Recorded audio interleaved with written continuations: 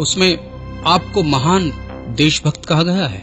देशभक्त कहलाने के लिए आवश्यक है कि व्यक्ति किसी देश को अपना देश कह सके।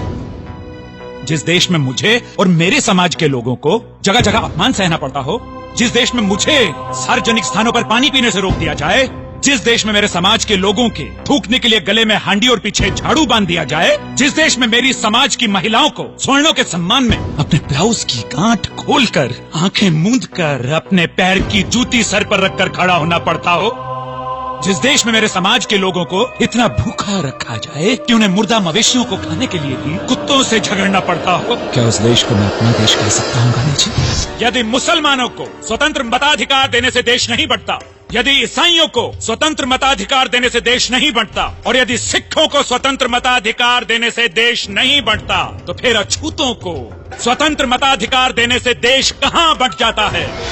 कि गांधी जी और कांग्रेस इस देश की आजादी तो चाहते हैं, लेकिन सिर्फ उनकी कि जो अंग्रेजों के गुलाम हैं, उनकी नहीं कि जो गुलामों के भी गुलाम हैं। मैं तुम्हारा गुनहगार हूँ रामू।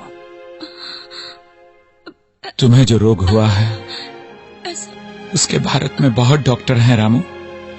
मेरे भारत को जो छुआछूत का रोग हुआ है उसका सिर्फ मैं डॉक्टर हूँ।